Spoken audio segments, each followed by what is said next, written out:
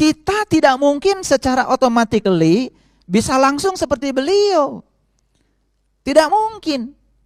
Tetapi bagaimana kita supaya seperti beliau? Makanya tuntunannya ada di Quran surat Al-Fatihah. Makanya Al-Fatihah kan artinya juga pembuka. Pembuka pintu kalbu. Makanya para nabi, para rasul itu sebetulnya tugasnya adalah mengajarkan cara untuk meniti ke dalam diri, membuka pintu kalbu agar kita bisa menyaksikan siapa diri kita yang sesungguhnya. Barang siapa yang bisa menyaksikan dirinya, maka dia akan menyaksikan Tuhannya. Nah, di Quran surat Al-Fatihah yang 7 ayat itu tergantung rahasia berjalan untuk bisa mencapai Iqra itu. Makanya perjalanan untuk kita dimulainya dari Al-Fatihah. Makanya surat pertama Al-Fatihah kan Bismillahirrahmanirrahim. Huruf pertamanya saja ba. Dan ba itu artinya adalah Baitullah. Baitullah artinya rumah Allah. Kalau kita ingin menyelami Al-Quran dan kedalaman makna Al-Quran, mulailah dengan ba. Ada yang mengatakan ba itu babun. Babun pintu, saya setuju. Pintu apa? Pintu rahasianya Allah. Kalau kita tidak melewati pintunya, kita tidak akan paham. Makanya para nabi, para rasul mengatakan, malam yazuk lam ya'rif. Yang tidak mengalami, tidak akan paham. Sekarang saya punya air di sini. Saya bilang sama Bapak Ibu, ini air rasanya manis. Percaya nggak sama saya? Percaya nggak sama saya? Kenapa tidak percaya? Karena belum mencoba. Kita tuh baru bisa percaya kalau sudah mengalami. Begitu minum dari air yang sama bisa membenarkan saya. Yes, itu air rasanya manis karena sudah mencoba. Itu sebabnya memahami harus dimulai dengan mengalami. Puncaknya memahami adalah meyakini. Jadi tidak mungkin ada keyakinan yang tidak dibangun oleh sebuah pengalaman. Anehnya kita selama ini sering meyakini sesuatu, mengalami tidak, memahami tidak, tiba-tiba yakin saja. Nah, yakin yang kayak gitu mudah sekali diruntuhkan. Itu keyakinan yang gampang diruntuhkan. Sekarang mohon maaf ya, banyak yang mengatakan, yakin gak kalau Allah lebih dekat pada Anda dan lebih dekat daripada urat nadi leher Anda? Dan dia bilang yakin. Kenapa? Karena ada informasi di Quran. Hati-hati, informasi itu belum jadi kebenaran kalau belum jadi pengalaman. Bagaimana informasi itu menjadi kebenaran? Disitulah perlunya pembimbing, perlunya guru yang bisa mengajarkan mengalami. Siapa gurunya? Di zamannya para nabi, para rasul, mereka. Tapi sekarang kan tidak ada nabi, tidak ada rasul. Tetapi mereka sudah mengatakan, ilmuku sudah aku wariskan kepada para pewarisku. Makanya Nabi mengatakan, al ulama warasatul anbiya. Carilah ulama yang mewarisi ilmunya Nabi. Hati-hati, bukan mewarisi pakaiannya, bukan mewarisi dandanannya, tetapi mewarisi ilmunya. Cari itu. Dan mencari ulama yang seperti itu mungkin ya, mungkin menjadi sesuatu yang menjadi langka dan sulit. Makanya kalau leluhur kami ya di tanah Jawa mengatakan ya, mencari ulama yang seperti itu persis seperti mencari jejak elang di langit. Persis seperti mencari jejak ikan di air. Persis seperti mencari jejak itik di sungai. Persis seperti mencari jejak semut hitam yang berjalan di malam kelam di atas batu hitam. Seperti itu sulitnya. Makanya di dalam Quran Allah berjanji, "Mayyahdillahu fahuwal muhtadi wa mayyudlil falan tajidalahu waliya mursidan." Barang siapa yang dikehendaki Allah dapat petunjuk, pasti akan mendapatkan seorang penunjuk jalan. Tapi barang siapa yang tidak dikehendaki Allah dapat petunjuk, sampai mati juga tidak akan bertemu dengan waliyan mursidan. Dia yang mewarisi ilmunya para nabi, para rasul. Memang kalau kita ingin mengalami pengalaman seperti beliau, kita harus memulailah dari Al-Fatihah. Mulailah dari Al-Fatihah. Makanya huruf pertama Al-Fatihah adalah ba. Coba perhatikan Al-Fatihah, huruf terakhirnya juga nun. Luar biasa. Ba dengan nun bedanya sedikit. Kalau batu titiknya di luar, kalau nun titiknya di dalam. Harusnya kalau kita membaca Al-Fatihah secara benar, masuk ke dalam. Harusnya kita bisa pindah dari luar ke dalam. Dari kulit ke isi. Harusnya begitu. Titiknya udah pindah. Coba huruf pertamanya ba, huruf terakhirnya nun. Makanya ahli-ahli tafsir yang sudah mencapai tingkat kebijaksanaan, ba itu adalah Baitullah, rumahnya Tuhan. Di mana rumah Tuhan yang sesungguhnya? Allah yang mengatakan, langit dan bumi tidak akan cukup menampung zatku, tapi kolbunya orang yang beriman, itulah sebenar-benarnya rumahku. Jadi rumahnya Allah yang sebenarnya adalah kolbunya orang yang beriman. Itu yang sebenarnya. Nah, yang simbolik, yang syariat juga adanya di Mekah sana. Tapi kalau kita pergi ke sana kan, ya kita baru lihat rumahnya. Padahal di Quran dikatakan, "Falyabudu rabb hadzal bait." Sembah yang punya rumah, jangan rumahnya. Sembah yang punya rumah, jangan rumahnya. Itu perintah kok di Quran, "Falyabudu rabb hadzal bait." Tapi kita tidak kritis menanggapi itu, tidak sadar. Nah, kalau kita perhatikan huruf pertamanya ba, huruf terakhirnya nun. Makanya kalau kita belajar ilmu tajwid, kita akan bertemu dengan hukum yang namanya iqlab. Iqlab itu qalbu. Apa itu iqlab? Nun mati ketemu dengan ba, dibacanya mim. Nun itu adalah nurullah, ba itu baitullah. Mim itu adalah ma'rifatullah. Siapa yang sudah menemukan nurullah dalam baitullah, maka dialah ahli ma'rifatullah. Itu yang disebut dengan ahlul bait. Makanya dekat dengan pencerahan. Kalau sudah dalam dimensi itu, masuk dalam dimensi rasa. Begitu sholat, Allahu Akbar, bukan kulitnya saja, bukan raganya saja. Sholat dengan dirinya sendiri, dengan jiwanya. Makanya sholat adalah pelekatan kepada Tuhan. Makanya sebelum sholat kita wudhu. Wudhu artinya perpisahan. Mudah kita melekat dengan Tuhan kalau kita sudah bisa berpisah dengan selain Tuhan. Kapan itu terjadi? Kalau kita sudah tahu dan kenal pada Tuhan. Kalau kita tidak tahu dan kenal kepada Tuhan, sulit untuk berpisah dengan selain Tuhan. Karena kita juga tidak bisa membedakan mana Tuhan, mana yang bukan Tuhan. Betul enggak? Terkadang kita tidak sadar ketika tanya, siapa Tuhan Anda? Allah. Tapi tepat bergantung Anda bukan Allah. Bisa jadi yang menyebabkan Anda takut, khawatir dan cemas bukan Tuhan. Tetapi yang lain-lain. Mohon maaf ya, mungkin uang, mungkin pasangan kita, mungkin rumah kita. Betul enggak? Iya, kehilangan itu kan luar biasa. Tapi banyak orang kehilangan Allah biasa-biasa saja. Kan itu, ketidaksadaran ya. Ya, ketidaksadaran. Jadi itu jawabannya. Ya, mengapa surat Al-Fatihah menjadi surat pembuka? Nah, makanya saya ingin mengatakan, mulailah dari Al-Fatihah. Insya Allah kita akan mengalami apa yang dialami oleh para nabi dan para rasul. Di bawah bimbingan seorang guru, pasti kita akan sampai. Makanya Al-Fatihah artinya adalah pembuka. Pembuka apa? Pembuka pintu kolbu. Nah, setiap rumah pasti ada pintunya, setiap pintu ada kuncinya. Makanya surat Al-Fatihah sering disebut dengan kunci pembuka mata kolbu. Kunci itu remeh biasanya, tapi kalau hilang gak bisa masuk rumah kita. Betul gak? Iya, rumahmu tidak akan bisa dimasuki kalau kuncinya tidak ada. Ada juga yang punya kunci, ya kayak kalian punya kunci, udah karatan. Tapi kuncinya nggak pernah dipakai, rumahnya nggak kebuka. Kalau rumah nggak pernah dibuka kuncinya, tidak dibuka jendelanya, apa yang terjadi?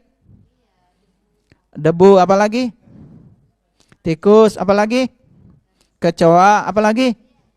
Pengap, apalagi? Bau apak, apalagi? Banyak hantu, apalagi? Jangan-jangan rumah kita ini karena nggak pernah dibuka, dalamnya sudah apek, banyak hantu, banyak tikus, banyak kecoa, betul? Iya, nanti coba kaget. Kalau saya ajarkan masuk ke dalam, begitu masuk ke dalam kaget. Ternyata rumahku berantakan amat ya. Isinya bau. Ya, karena apa? Tikus kencing di situ, berak di situ, betul nggak? Itu karena nggak pernah dibuka. Sinar matahari nggak pernah masuk, makanya kan nggak sehat. Nah, itulah yang disebut dengan jiwa-jiwa yang menderita. Nah, jiwa yang menderita itu karena tinggal di rumah yang kotor. Itu nggak pernah dibersihkan rumahnya. Makanya di dalam Quran ada kata-kata la yamassuhu illal mutahharun. Tidak ada yang bisa menyentuhku kecuali mereka yang suci, mereka yang bersih. Jadi tidak mungkin orang yang kotor tiba-tiba bisa menyentuh Dia yang maha suci.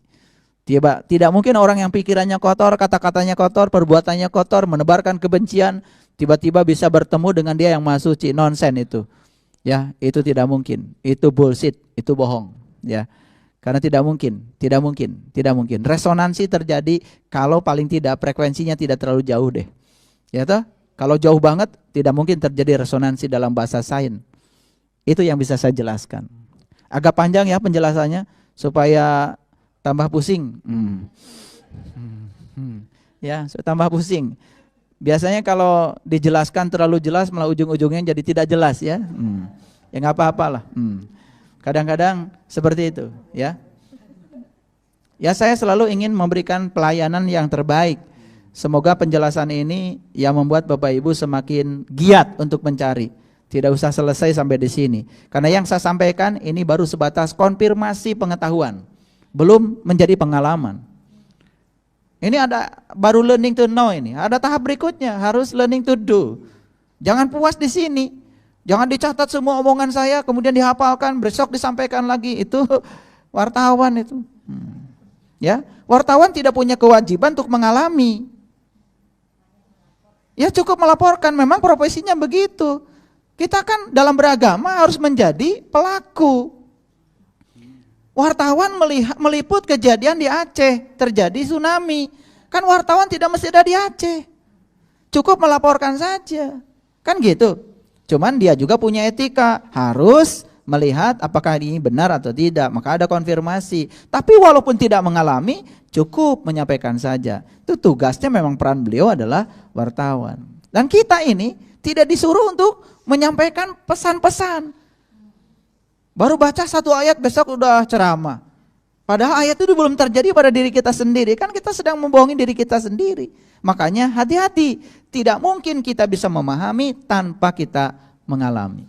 Bisa dipahami? Oke, silakan pertanyaan yang berikutnya. Ya, yang susah-susah nanyanya. Silakan. Assalamualaikum warahmatullahi wabarakatuh. Waalaikumsalam warahmatullahi wabarakatuh. Nama saya Farizal. Ingin menanyakan, dalam Al-Quran surat Al-Baqarah ada perintah menyembelih sapi betina. Mengapa bukan sapi jantan? Mohon dijelaskan. Ini rajin-rajin ya baca Quran. Iya. Dan sebetulnya kalau kita kritis, kreatif pikirannya, ketika membaca apapun pasti akan timbul pertanyaan. Orang yang tidak kritis ya sudah saja, tidak pernah bertanya. Makanya saya yakinkan, beruntung kalau kita diberi sedikit saja untuk bisa berpikir kritis. Karena kita tidak pernah bisa menerima sesuatu tanpa argumentasi. Ya, dengan demikian kan jadi bertanya. Dan kalau bertanya kan jadi ada jawaban. Oke. Saya mau jelaskan ya. Supaya jelas ayatnya. Saya akan bacakan. Itu memang betul, itu di Quran. Ini rajin baca Qurannya ya. Jangan-jangan baru Al-Baqarah ya. Nggak apa-apa. Hatam itu bukan baca Quran 30 juz. Hatam itu baca satu ayat tapi mengubah kita jadi baik.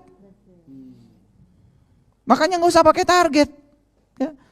Ada orang yang ngajiin cuma Bismillahirrahmanirrahim. Dia pergi haji, pergi umroh ke sana, cuman bisanya Bismillahirrahmanirrahim. Sampai bilang sama saya jadi nggak Pak Haji? Pergi ke sana. Saya ajarkan Bismillahirrahmanirrahim. Karena susah lafal Arabnya. Tapi saya bilang, yakini olehmu bahwa kamu di sana sedang menjadi kepanjangan tangan Allah yang Maha Pengasih dan Maha Penyayang. Wakili Allah dengan sifat-sifatmu. Itu saja. Tawaf Bismillahirrahmanirrahim doanya. Sa'i Bismillahirrahmanirrahim. Ya tak? Iya. Lagi wukuf doanya Bismillahirrahmanirrahim, terus aja baca itu. Tetapi Bismillahirrahmanirrahim dengan kesadaran. Pulang dari sana wajahnya cerah. Banyak dopaminnya daripada adrenalinnya. Kan itu sukses. Ya. Baik, kita lihat. Saya akan bacakan ayatnya. Betul itu. Jadi kalau Bapak Ibu membaca surat Al-Baqarah mulai dari ayat 67. Ada kata-kata seperti ini. A'udzubillahi minasyaitonirrajim. Bismillahirrahmanirrahim. Wa idz qala Musa liqaumihi innallaha ya'murukum an tadbahu baqarah. Wa idz qala Musa liqaumihi, ya, dan ingatlah ketika Musa berkata kepada kaumnya. Siapa kaumnya Musa? Bani Israel. Siapa Bani Israel? Bani itu komunitas, kaum. Isra itu berjalan, El itu Tuhan. Jadi Bani Israel itu kaum, komunitas, siapa saja, bangsa mana saja yang mau menuju Tuhan. Itu adalah Bani Israel. Makanya Bani Israel kaum yang diunggulkan dari segala umat. Wa anni faddaltukum alal alamin. Diunggulkan dari segala umat. Nah ini harus hati-hati ya memahami Al-Quran. Ya, wa idza qala Musa liqaumihi innallaha ya'murukum an tadbahu baqarah. Sesungguhnya Allah menyuruh kamu menyembelih seekor sapi betina, bukan sapi jantan. Mengapa? Mengapa? Ya, qalu atattakhiduna huzwa. Qala a'udzu billahi an akuna minal jahilin. Mereka berkata, apakah kamu hendak menjadikan kami buah ejekan, Musa? Musa menjawab, aku berlindung kepada Allah agar tidak menjadi salah seorang yang bodoh. Itu dialog antara Musa dengan umatnya. Nah, dialog ini panjang. Kalau dibaca ayat 67, 68 terus panjang. Di situ ada cerita tentang ciri-ciri dari Al-Baqarah. Ciri-ciri dari sapi betina. Kalau saya bacakan ini panjang. Tapi di situ dikatakan ciri yang pertama tidak tua. Ciri yang kedua tidak muda. Ciri yang ketiga pertengahan. Ciri yang keempat warna kulitnya kuning. Kuning tua warnanya. Ciri yang kelima tidak pernah dipakai membajak. Ciri yang keenam tidak pernah dipakai mengari tanaman. Ciri yang ketujuh tidak ada cacatnya. Ciri yang kedelapan tidak ada belangnya. Akhirnya apa yang terjadi? Akhirnya setelah mengerti hakikat dari sapi betina, hakikat loh, hakikat, baru melaksanakan proses penyembelihan. Kalau disembelih di mana biasanya? Kan disembelih itu di sini. Disembelih itu di sini. Ya, manusia itu sesungguhnya, manusia itu dari sini ke atas. Dari sini ke bawah tuh sama dengan binatang. Dari sini ke atas nih manusia itu. Makanya penyembelihan di sini bersifat simbolik. Pisahkan dirimu dengan sifat-sifat hewan. Makanya mereka yang tidak menggunakan kolbu, yang tidak bisa menggunakan kolbu, di Quran dikatakan ulaika kal an'am, sama saja dengan binatang. Surat Al-A'raf ayat 179. Tuh, di mana kalau begitu? Nah, yang namanya disembelih itu kan pasti mati. Makanya dalam ajaran leluhur kita di tanah Jawa ada yang namanya ilmu mati sak jeroning urip. Dalam Quran surat An-Nisa itu ada perintah. Bunuhlah dirimu dan keluarlah dari kampungmu. Ada perintah. Surat An-Nisa ayat 66 ada perintah begitu. Bunuhlah dirimu dan keluarlah dari kampungmu. Dan jika kau melakukan itu, lebih baik bagimu dan akan menguatkan imanmu. Tentu saja kata-kata bunuhlah dirimu bukan kata-kata yang sebenarnya. Itu lagi-lagi bahasa simbolik. Apa yang dibunuh? Bunuhlah sifat-sifat kebinatangan pada dirimu, sifat-sifat rendah pada dirimu. Keluarlah dari kampungmu. Karena binatang itu kan tinggalnya di hutan. Paham? Hutan itu lebat. Saking lebatnya tidak pernah ada sinar matahari. Maka disebut bahasanya kampung. Jangan-jangan ya, rumah kita ini, tubuh kecil ini bukan kota, kampung. Kenapa? Banyak pohonnya, lebat-lebat sampai sinar matahari tadi tidak pernah menyentuh diri kita. Nur ala nurnya tidak pernah menyentuh kolbu kita. Kalau kolbu tidak pernah disentuh oleh nur ala nur, gelap gulita. Makanya saat kita sholat Allahu Akbar, pikirannya jalan-jalan kemana-mana. Betul? Iya. Tapi banyak yang tidak sadar, lalu sombong. Habis sholat ditanya, siapa yang lu sembah tadi? Allah. Siapa yang lu ingat tadi selama sholat? Yang diingat itu piring berantakan dan lain-lain. Lah itu yang kau sembah. Yang diingat itu yang kau sembah. Makanya intisarinya sholat kan mengingat kepada Allah. Aqimis sholat li zikri. Apa berhasil? Bagaimana kita bisa mengingatnya kalau kita tidak tahu dan kenal kepadanya? Makanya kata Nabi awaludin ma'rifatullah, awalnya agama kenali. Lihatkan lagi ya. Pertanyaan tadi, mengapa? Nah, apa itu Al-Baqarah? Al-Baqarah itu adalah sapi betina. Dari ciri-ciri yang dijelaskan tadi, ternyata sapi betina itu mengacu kepada jasmani kita. Itu sebabnya kembali lagi setiap ada kata wanita, betina pasti jasmani. Setiap ada kata laki-laki itu pasti ruhani. Jadi yang disembelihnya apa? Jasmani. Supaya apa? Supaya sang ruhani dalam diri kita itu pindah dari kampung ke kota. Ya toh? Dari hutan ke kota. Nanti dibabat habis tuh hutannya. Karena binatang-binatangnya udah pada disembelih. Mau nggak saya ajak nyembelih binatang-binatang tuh? Banyak banget. Nah itu sembelihin binatangnya semua. Nah, begitu habis binatangnya, yang muncul adalah sifat-sifat takwa tadi. Fujurnya sih hilang, Fir'aunnya hilang, yang dominan di sini adalah sifat-sifatnya Musa. Nah, kan manusia itu ada 3 tipe. Satu tipe Fir'aun, dua tipe musafir, setengah Musa, setengah Fir'aun. Yang ketiga tipe Musa. Pilih tipe mana? Pilih tipe Musa. Kalau mau pilih tipe Musa, ikuti perjalanan Musa. Ikuti perjalanan Musa. Ya, Musa itu kerjaannya kebalikan dari Fir'aun. Kalau Fir'aun kerjaannya adalah menyembelih laki-laki, membiarkan hidup perempuan. Kalau Musa itu kebalikannya, menyembelih perempuan dan membiarkan hidup laki-laki. Tetapi sesungguhnya tidak disembelih, ya, tetapi porsinya dikurangi. Karena apa? Ada bagian kita di dunia ini. Makanya di Quran dikatakan wabtagi fi ma atakallahu darul akhirah wala tansa nasibaka minad dunya. Setelah kamu menemukan akhiratmu, jangan kau lupakan nasibmu di dunia ini. Ada bagian kita di dunia ini, jangan dilupakan. Yang penting tidak melekat pada dunia. Paham ya? Oke.